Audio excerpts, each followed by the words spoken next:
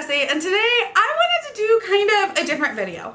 I wanted to talk to you guys all about getting over a reading slump. And I don't know, I know a lot of people kind of have similar videos to this or have talked about getting over a reading slump, and that actually kind of helped me get over a really long reading slump.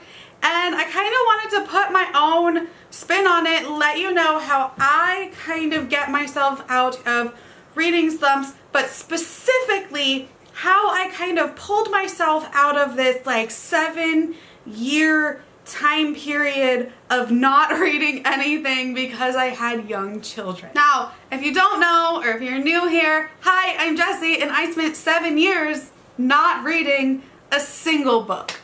And that is because I had kids. I had my daughter, and then a couple of years later I had my son.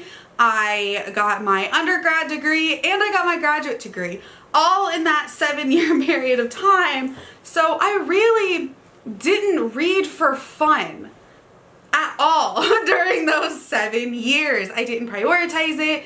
I didn't even really try. So I can't say that I couldn't have, I just didn't. And I kind of wanted to talk about that because I feel like it's something we don't discuss as much. Like, yes, reading slumps are a thing, but we don't really talk about them like in great detail here on Booktube because we always feel like we have to just pump out reading content, and really that's not the case. Like, we can sit down and have these conversations about reading and about, you know, why there's times in our lives where we're like, we don't want to pick up a book, or we can't, or we just, there's just no reason why, we just don't, you know? And it's okay. But sometimes, you know, you want to pull yourself out of that. You're like, man, I really want to read something, but just everything that I've been reading has sounded like terrible and I'm not enjoying myself. There's ways to kind of deal with that and cope with that, and like ways that I have done to kind of deal with that and get myself over it. And that's kind of what I'm here to talk to you about. So I don't have anything planned. This is just kind of a rambly, off the top of my noggin video that I thought would be fun to talk about. The first thing actually does not work for me, but I know it works for a lot of people, and that is audiobooks. I have heard so many people say that audiobooks help them get over their like reading slumps and kind of get back into reading. For me, it doesn't work personally because I cannot retain audiobook information. It literally goes in one ear and out the other. I have tried so many different times. I have not tried audio while physically reading, but just doing audio, like, I know does not work for me, but it works for so many people that I couldn't not mention it because it is a very good, viable option for people who it works for. So I really recommend, if you're in kind of a reading slump and you just find yourself more so not having time and you think that you can kind of comprehend it, to go ahead and try an audiobook. I know a lot of libraries are doing it. You can get them through Libby. So go ahead and try audiobooks. See if that works for you. If it doesn't, that's fine, because it doesn't work for me. So don't feel like you're like that weird person that like can't do audiobooks, because I am also that weird person that cannot do audiobooks. The next thing, what I did was I actually discovered Booktube. I started watching videos of other people reviewing books, talking about books, their favorite tropes, and reading vlogs, and that kind of got me excited to start reading again. Like, I hadn't even picked up a book in years, and I'm watching these people discuss books and tropes and reading and their favorite authors, and I was like, man, I really want to get back into this. I want to be a part of this. Like, I miss this. So actually watching other people helped me quite a bit, and that's actually how I discovered Brandon Sanderson and the Mistborn series, because I picked up that series, and that is what got me back into reading fully, was being like, okay, well, everyone's talking about this Mistborn series, let me go ahead and pick it up. And I did, and I loved it, and I read all 3 back to back. I'm actually rereading them now, and that just pulled me right on out. Was finding a new favorite based on watching just other people reading and reviewing. So really, the Booktube community as a whole will kind of help you get over that reading slump. Now, most people's reading slumps aren't going to be like 7 years like mine were. Most of them are going to be a lot shorter amounts of time. So one thing that I recommend doing is rereading a favorite. I have found even recently when I'm feeling kind of burnt out or slumpy, or like I'm like, I just don't have time, I don't want to read anything, my brain hurts from the end of the day from working and my kids and school and my other job and my husband's business. I can't absorb new information, so I just don't want to read it all.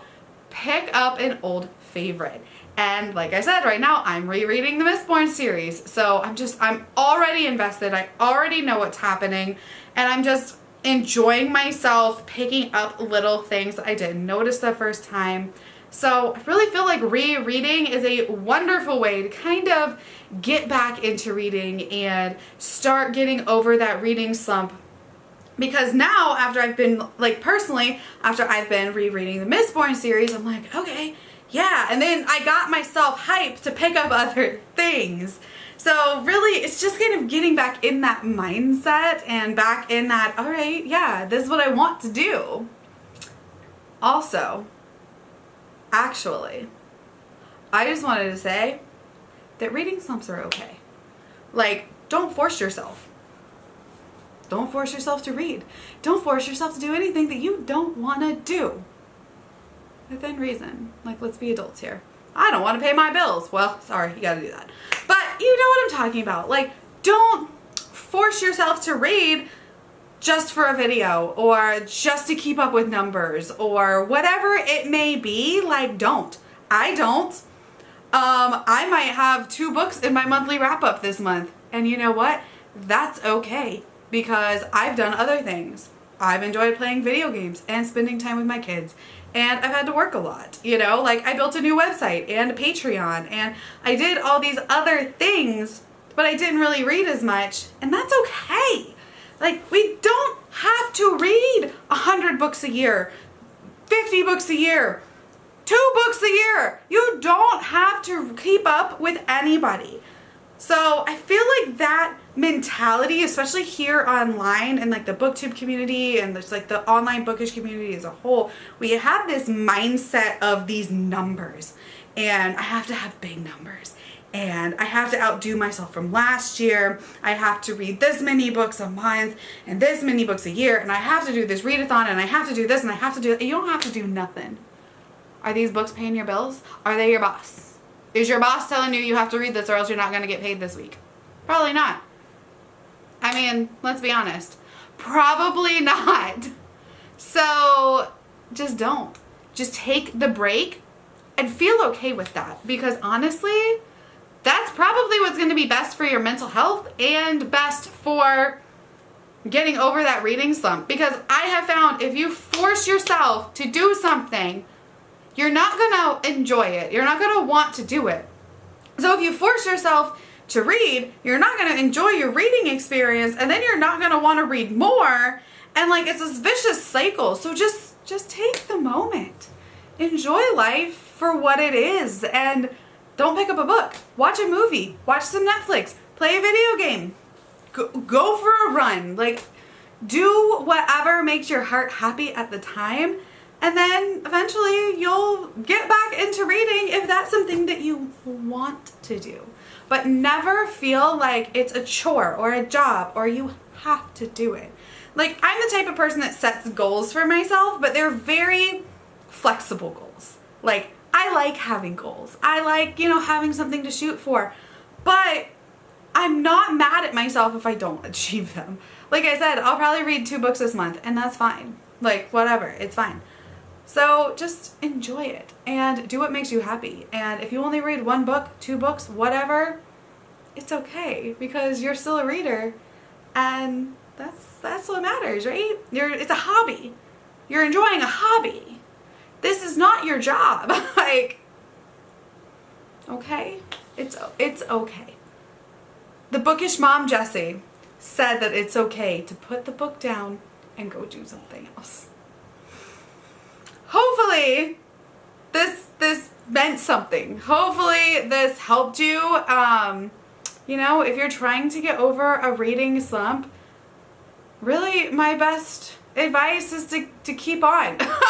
You know, try rereading an old favorite, maybe try an audiobook, switch it up, try something new, but don't force yourself. So just enjoy it. Reading's supposed to be fun, so let's keep it fun, okay? All right, well, hopefully you enjoyed this. My name is Jessi. Thank you so much for hanging out with me. And in the comments below, let me know your best tips for getting over a reading slump. Is there something that I missed? Is there something, you know, that your secret to getting over a reading slump? Like, I want to know, because I definitely get in reading slumps all the time where I'm just like, I don't want to pick this up, so I just don't.